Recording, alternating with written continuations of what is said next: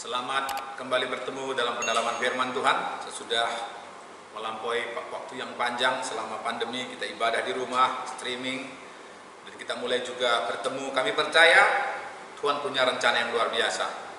Sesudah kita mengalami, saudara, masuki fase baru di dalam gaya hidup, pekerjaan, dan bahkan pelayanan gereja, di mana selama ini kita sudah mulai dengan gaya yang baru, ibadah di rumah, kelompok kecil, bahkan melalui live streaming atau juga pengiriman video saudaraku YouTube. Kita percaya ini adalah hal yang baru. Oleh karena itu kita akan belajar namanya menyiapkan diri menghadapi new normal atau sesuatu yang baru.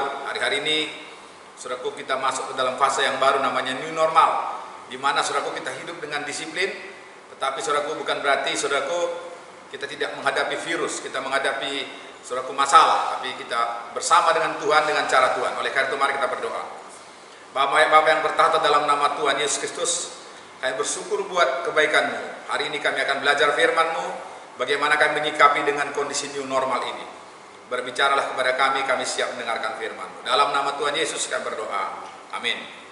Saudara, tadi seperti kita katakan, kita sudah berubah ya. Saudaraku, dalam perubahan itu kita perlu memahami pembaharuan ini. Serta saudaraku melakukan pola hidup yang tepat tanpa meninggalkan prinsip yang benar dalam firman Tuhan. Kalau dulu ada yang beranggapan IT, gadget itu adalah teknologi itu berbahaya, alat iblis. Bahkan ada yang berkata sampai TV adalah saudaraku apa? Setan bermata satu, ya itu boleh-boleh aja. Tapi saudaraku kita lihat saat ini justru IT, saudaraku komputer, teknologi itu sangat penting dalam gereja, bahkan difungsikan. Saudaraku ini penting bagi kita. Kita perlu mengerti segala sesuatu hanya bisa kita gunakan jadi alat, yang penting tidak menjadi memperalat kita atau jadi berhala, saudara. Saat ini antar wilayah dan bangsa-bangsa sangat mudah saling berkomunikasi, dan Injil kerajaan lebih mudah disampaikan. Oleh karena itu, saudara, kita perlu, saudaraku, memahami hal ini. Oleh karena itu, kita perlu diperbaharui terus. Oleh karena itu, mari kita baca firman Tuhan dalam Roma 12 ayat 2 dan 3 ya. Roma 12 berkata demikian, janganlah kamu menjadi serupa dengan dunia ini, tapi berubahlah oleh pembaharuan budimu, sehingga kamu dapat membedakan manakah kehendak Elohim, apa yang baik, yang berkenan kepada Elohim, dan yang sempurna. Berdasarkan kasih karunia yang dianugerahkan kepada aku berkata kepada setiap orang di antara kamu, janganlah kau mikir hal-hal yang lebih tinggi daripada yang patut kamu pikirkan, tapi hendaklah kamu berpikir begitu rupa, sehingga kamu menguasai diri menurut ukuran iman yang dikaruniakan Elohim kepada kamu masing-masing.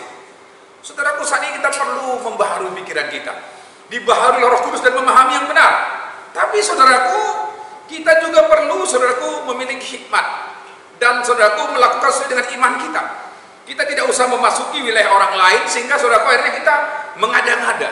Tapi kita perlu, saudaraku, memahami dengan akurat dan benar apa yang kita katakan, apa yang kita lakukan. Sebab kondisi hari ini demikian. Saudaraku, kita tahu dikatakan, saudaraku, virus tetap terpapar dan dia terus ada. Tapi saudaraku, sementara kita diberi kegiatan untuk beraktivitas tanpa melepaskan apa yang selama ini diajarkan kepada kita. Mulai Januari kita diajari tentang SOP, sampai bulan Mei ini kita belajar untuk melakukan kebiasaan pakai masker, physical distancing, saudaraku cuci tangan, saudaraku, kemudian saudaraku juga hidup dengan sering olahraga dan berjemur. Semuanya diajarkan supaya kita punya hidup gaya yang baru, saudaraku. Demikian juga hari-hari ini kita punya aktivitas, kita bisa menjaga diri. Kita pulang langsung melepaskan pakaian untuk berganti dengan yang baru, mandi. Semua itu kita lakukan dengan disiplin. Karena saudaraku, ini waktunya memang kita dibaharui. Kita bisa bertemu dengan kawan melalui Zoom meeting, kita bisa pertemuan, bahkan saudaraku kita bisa pertemuan bukan hanya di dalam komunitas kita, tapi antar bangsa-bangsa. Oleh karena itu saya ingin saudara baca Alkitab. Yesaya 43:19, saudara. Hal ini perlu kita baca supaya kita mengerti. Dalam pembaharuan itu kita perlu mengalami pembaharuan dalam berbagai aspek. Yesaya 43:19 berkata, lihat aku hendak membuat sesuatu yang baru yang sekarang sudah tumbuh. Belumkah kau mengetahuinya? Ya, aku hendak membuat jalan di padang gurun dan sungai-sungai di padang belantara. Saudara, ketika kita mengalami pembaharuan oleh karena Kristus, oleh karena Tuhan Yesus, maka saudaraku kita akan bisa membuat hal-hal yang baru ya. Membuat saudaraku jalan di padang gurun dan sungai di padang belantara. Saudaraku, ini hal yang penting. Artinya akan ada kemudahan dan sarana yang bisa kita lakukan kalau kita dibaharui senantiasa. Ini hal yang penting bagi kita. Hari ini kita perlu dibaharui, saudaraku. Kita perlu terus mengalami kedekatan dengan Tuhan, mengalami sesuatu yang luar biasa. Amin, saudara. Ini hal yang penting bagi kita. Jadi hari ini, saudaraku, demikian juga dalam Yosua 3:3-4, ketika bangsa Israel keluar dari Mesir, saudaraku, mereka akan sampai tanah perjanjian, sampai tempat yang dijanjikan. Mereka harus mengalami pembaharuan, di mana sebelumnya, saudaraku, mereka itu selalu menerima mana, menerima apapun dengan hasil Tuhan berikan, disiapkan tiang angin, awan, dan tiang api. Tapi kemudian, saudaraku, ketika memasuki tanah perjanjian, semua tidak diberikan lagi. Mereka harus membangun kembali tanah yang ada. Mereka harus, saudaraku, memenangkan kota. Bahkan mereka sampai di seberang, mereka menghadapi yang namanya tembok Jeriko. Tuhan mengajarkan dalam Yosua 3:3-4, saudara, dikatakan, kamu akan menghadapi hal yang baru. Kamu tidak bisa mengerti. Oleh karena itu, biarkanlah tabut di depanmu dan belajarlah kepada imam-imam dan Tuhan. Ini penting. Yosua dididik Tuhan tentang hal yang baru sebelum menaklukkan raja-raja di dalamnya, sebelum mereka memasuki tanah perjanjian, sebelum mereka sudah. Oleh karena itu, kita juga demikian. Sebelum kita masuk ke tanah perjanjian, kepada destiny yang Tuhan tunjukkan bagi kita semua, bagi saudara, bagi hidupmu, supaya engkau mengalami kemenangan, di mana masa yang baru ini membuat akan ada percepatan yang luar biasa. Saudara, perlu kita mengalami pembaharuan. Bahkan firman Tuhan katakan dalam Markus 2:22 berkata, demikian juga tidak seorang pun mengisikan anggur yang baru ke dalam kantong kulit yang tua.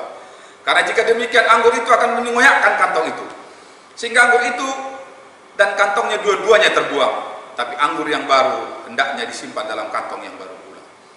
Ini saatnya bertindak cepat, tepat, walaupun risiko. Karena ini seperti yang dihadapi umat Tuhan. Ketika, saudara, zamannya Mordekai, zaman Esther, Hadasah, saudaraku. Waktu itu, saudaraku, ada orang yang ingin menghancurkan orang-orang percaya. Dengan, saudara, membuat pernyataan mereka harus dibinasakan pada tanggal tertentu. Sehingga Mordekai akhirnya mengerti mereka akan binasa. Sementara itu, saudaraku, semua orang diam di rumah. Mereka merasa nyaman di rumah. Mereka merasa nggak usah buat apa-apa. Tapi, saudara, kita baca dalam Esther 3 ayat 13-14. Saudara, ada seorang yang mengambil keputusan yang tepat. Dia sadar dia tidak bisa diam, tapi dia harus bisa mengambil resiko untuk membuat kembali kerajaan, dan, saudara, mereka mengalami kebebasan. Esther 4 ayat 13-14 demikian. Maka Mordekai menyuruh menyampaikan jawab ini kepada Esther. Jangan kira karena engkau di dalam istana raja, hanya engkau yang akan luput dari antara semua orang Yahudi. Saudaraku, Esther tenang-tenang dalam istana raja. Dia pikir dengan diam-diam akan bisa selesai. Dia katakan lagi, sekalipun engkau pada saat ini berdiam diri saja, bagi orang Yahudi akan timbul juga pertolongan dan kelepasan di pihak lain, dan engkau dengan kaum keluargamu akan binasa. Siapa tahu, mungkin justru untuk saat seperti ini engkau boleh kedudukan sebagai ratu. Saudara, justru, saudaraku, waktu seperti itu dikatakan engkau harus ambil jalan keluar. Engkau harus berani mengambil resiko. Saat ini juga kita harus berani mengambil resiko, saudara. Saudara tahu kenaikan Tuhan Yesus meninggalkan 3 pesan yang penting. Pertama, saudaraku, beritakan Injil, jadikan semua bangsa muridku. Yang kedua, saudaraku, dia berkata, kita harus, saudara, penuh dengan Roh Kudus dan jadi saksi. Saudaraku, yang ketiga dikatakan kita akan menjumpai Tuhan Yesus kembali untuk dimintai pertanggungjawaban. Oleh karena, saudaraku, hari ini yang perlu kita lakukan apa? Kita harus berani bertindak. Kita harus mengalami pembaharuan. Kita harus mengalami kecerdasan dalam berbagai hal. Inilah, saudaraku, yang paling penting. Oleh karena itu, saudaraku, ada hal yang perlu dilatih dalam masa pandemi ini, saudaraku. Yaitu, saudaraku, apa? Saudaraku, kita semua harus, saudaraku, mempunyai kehidupan kecerdasan yang harus terus diasah. Kecerdasan itu adalah disebut dengan IQ, intellectual quotient. Saudaraku, kecerdasan bukan sekedar tahu, tapi gampang memahami, memiliki ilmu yang luas dan bisa menyeluruh, sehingga, saudaraku, tidak hanya sekedar tahu sebelah, tapi menyeluruh, atau, saudaraku, kesemuanya. Hari-hari ini ketika pandemi seperti ini, kita bisa tahu tentang yang namanya berapa jumlah yang kena Indonesia, dunia, tapi kita juga harus tahu jalan keluarnya, kita harus tahu menjaga diri. Tapi banyak orang berpengetahuan saja nggak cukup, sebab dia nggak bisa mengaplikasikannya. Dia nggak bisa berjuang untuk mencapai apa yang diketahuinya, saudara. Banyak orang tahu, aku ingin sekolah, aku ingin sampai ke sini, aku tahu jadi seorang wira swasta itu bagus, tapi dia nggak mengerti. Kenapa? Karena ada faktor kedua yang penting, bukan hanya pengetahuan, tapi pemahaman yang jelas. Dan kedua adalah disebut dengan emotional quotient. Saudaraku, emotional EQ itulah, saudaraku, kemampuan orang untuk mengendalikan emosinya. Saudaraku, dalam kondisi apapun dia bisa. Ada dua, saudaraku, tipe orang dalam mengendalikan emosinya. Ada emosi yang negatif, reaktif, bak baper atau bak perasaan. Dia menularkan aura provokatif, ya, pengacau, kabar busuk, sehingga banyak yang, saudaraku, orang akan terpengaruh oleh kabar busuknya, saudaraku. Bahkan, saudaraku, orang-orang demikian, saudaraku, ketika ada persoalan atau sesuatu yang dikoreksi dalam hidupnya ketika dia bekerja, dia akan reaktif, dia akan, saudaraku, marah, sehingga, saudaraku, justru dia nanti akan mengalami problem. Dan ketika perusahaan, saudaraku, akan mengalami PHK, dialah orang pertama diberhentikan. Sama seperti dalam bilangan 13 dan 14 itu, bagaimana orang-orang 10 orang pengintai itu membawa kabar busuk dan negatif. Dia selalu berkata apa? Nggak bisa, bahaya, kita akan binasa. Sehingga menimbulkan satu gerakan yang provokatif. Yang kedua adalah, saudaraku, emosi yang stabil, positif, dan mempengaruhi orang sekitarnya dengan baik.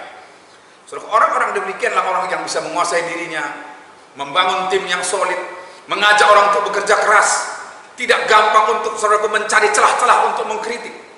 Tapi, saudaraku, dia menjadi tenang, produktif, kreatif, dan inovatif. Bisa bangun tim dan daya juang yang, saudaraku, luar biasa.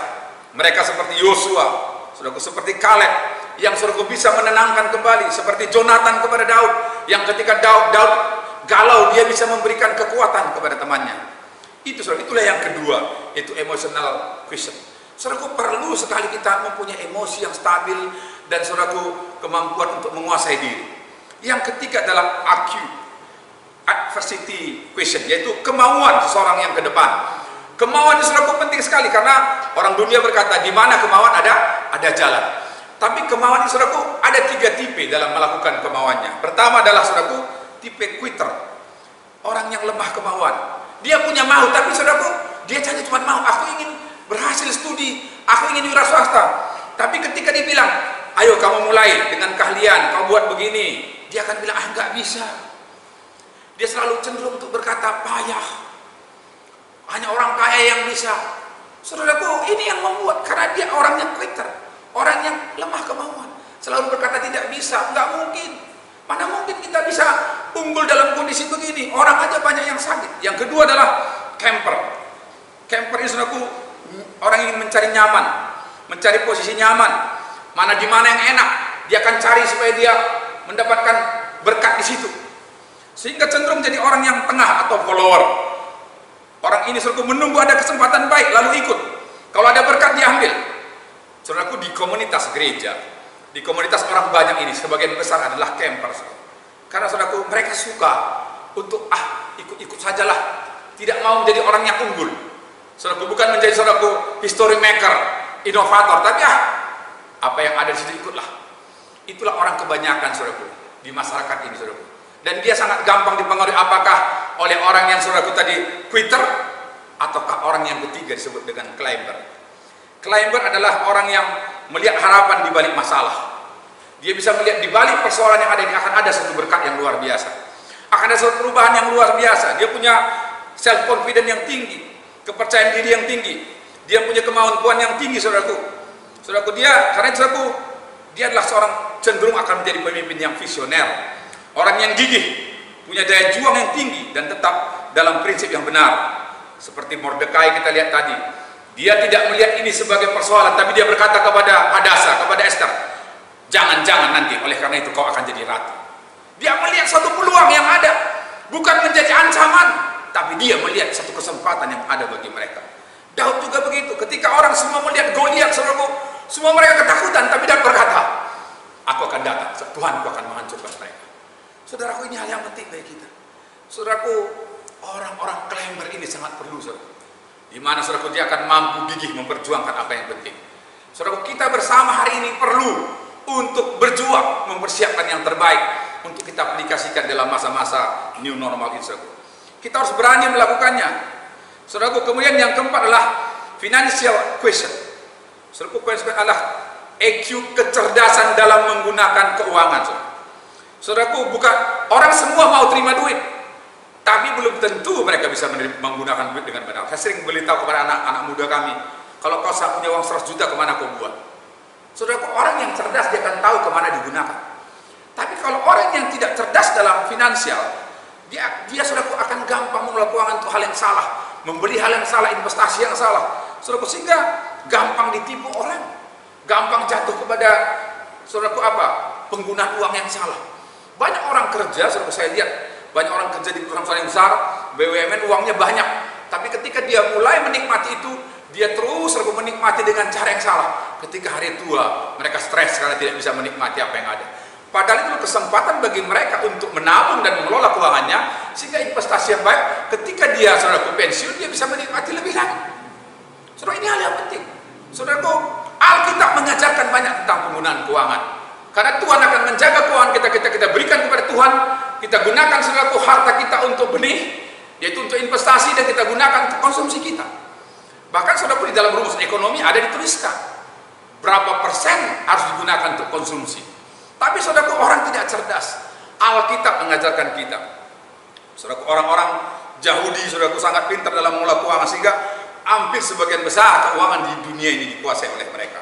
Yang kelima adalah saudaraku, SQ, spiritual quittance. Saudaraku, spiritual quittance inilah hal-hal rohani yang harus kita bangun, di mana dalam kondisi apapun kita saudaraku menanti-nantikan Tuhan. Kita mengerti, kita menjadi orang Kristen Raja Wali, saudaraku, orang Kristen yang kuat, yang saudaraku senantiasa berjalan bersama dengan Tuhan. Kita lihat orang-orang percaya yang muncul dalam Alkitab, dia bangkit dan menyelamatkan bangsanya, bukan karena dia punya kelebihan sekali, tapi tidak, saudaraku. Tapi Gideon misalnya, ketika dia diangkat, dia bisa melatih orang, hanya dengan 300 orang bisa mengalahkan musuh. Saudaraku, itu hal yang penting bagi kita. Karena itu kita perlu bangkitkan rohani kita. Kita perlu saudaraku orang yang kuat secara rohani, sehingga saudaraku penyertaan Tuhan menyertai kita. Kita belajar tentang Yusuf, bagaimana dia dibuang, dia dijolimi, dia dibuat demikian, tapi karena rohaninya kuat, saudaraku, dia tetap hidup dan saudaraku menjadi orang berkenan di hadapan Tuhan. Oleh karena itu, untuk hal rohani ini kita akan baca, saudaraku, Yesaya 40 30-31 berkata, orang-orang muda menjadi lelah dan lesu, dan teruna-teruna jatuh tersandung, tapi orang-orang yang menanti-nantikan Tuhan mendapat kekuatan baru. Mereka seumpama Raja Wali yang naik terbang dengan kekuatan sayapnya. Mereka berlari tidak menjadi lesu, mereka berjalan tidak menjadi lelah. Orang yang kuat rohaninya akan tetap berdiri teguh, bahkan badai pun mereka bisa pakai untuk menaik seperti Raja Wali. Saudaraku, tidak karena muda, tidak karena saudaraku kekuatan fisik, tapi karena rohnya yang kuat, saudaraku.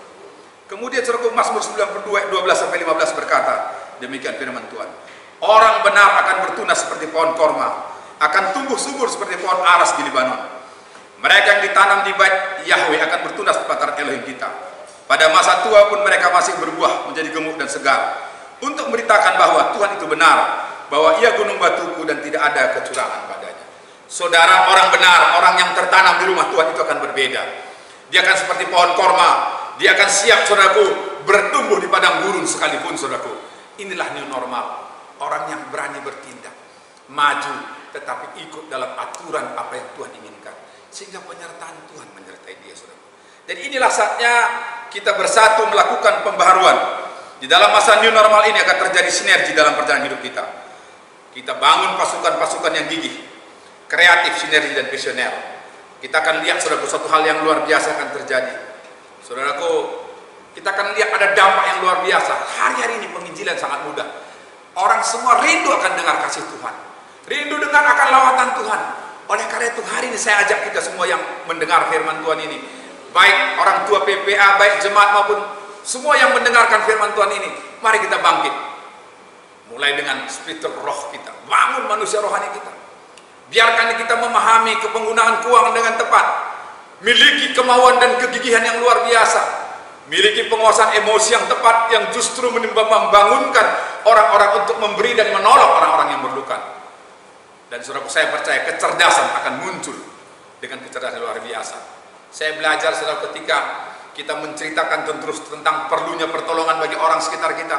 Saya bercerita dengan teman-teman, baik pendeta, mereka semua bergerak. Dan daerah kita, kami tinggal di satu kecamatan Kisaran Timur, saudaraku, dan Kelurahan Lestari dan Gambir Baru, semua bergerak saling tolong menolong, sehingga tidak ada satupun yang kekurangan. Karena apa? Kita menceritakan dengan emosi, dengan roh yang kuat, dan dengan kecerdasan, dan saudaraku dengan menjelaskan secara baik, berjuang dan menjelaskan dengan penggunaan keuangan yang sederhana, semua bisa baik. Hari ini kita bisa melakukan new normal. Ada yang bercocok tanam, ada yang memelihara ternak, sambil kita belajar firman Tuhan. Dan saya percaya ini waktunya akan ada kemenangan bagi kita. Saudara yang mendengarkan firman Tuhan ini, percayalah, ketika kau dengar firman Tuhan ini, nantikanlah Tuhan, bangunlah dirimu di atas kebenaran ini, maka engkau dan seisi rumahmu akan diberkati. Firman Tuhan tadi katakan, saudaraku, masa tua pun kau akan gemuk dan segar, dan akan menceritakan kebaikan Tuhan. Haleluya, haleluya, amin. Mari kita berdoa. Bapak Hamba berdoa buat hari ini, firman Tuhan, kami akan masuk new normal. Kami tak disiplin, kami akan bisa menjaga kesehatan kami, tapi kami juga Tuhan tetap menjadi berkat, memberitakan kabar baik. Kami akan pergi Tuhan membangun kembali sesuatu. Kami akan masuk dalam perjanjian, di mana kalau ada harapan-harapan kami yang belum terjawab, kami kadang-kadang takut melihat situasi ini. Aku berdoa hari ini buat engkau yang mendengar firman Tuhan ini, majulah dalam Tuhan, lakukan yang benar, bangun sinergi, bangun pasukan, bangun tim yang luar biasa, maka Tuhan akan membuka jalan. Dan saudara lihat ketika Yosua masuk ke tanah perjanjian, dia melihat tembok yang tertutup, tapi karena dia sudah mulai berjalan dengan cara yang baru, di mana saudaraku dia berjalan dalam firman yang Tuhan ajarkan, di mana imam menginjakkan kakinya ke dalam sungai Yordan dan sungai Yordan tersibak. Mereka berjalan di situ, dan mereka berjalan dengan cara Tuhan, dan mereka melihat bagaimana mujizat Tuhan. Maka hari ini kalau kau percaya seperti Yosua juga mengikuti cara Tuhan, mereka bernyanyi berkeliling sehingga tembok itu runtuh. Hari ini juga demikian, ketika kau percaya dengan janji Tuhan dan berjalan dalam Tuhan, dalam pujian penyembahanmu, dalam ibadahmu, dalam membangun hidupmu dan komunitasmu, pasukanmu, engkau akan mengalami kemenangan demi kemenangan. Jadilah bagi hidupmu kemenangan demi kemenangan. Jadilah hidupmu pintu yang tertutup dibukakan. Jadilah bagi hidupmu berkat akan dilimpahkan. Di dalam nama Bapa, Anak dan Roh Kudus, dalam nama Tuhan Yesus, jadilah bagi kami. Haleluya, haleluya, amin.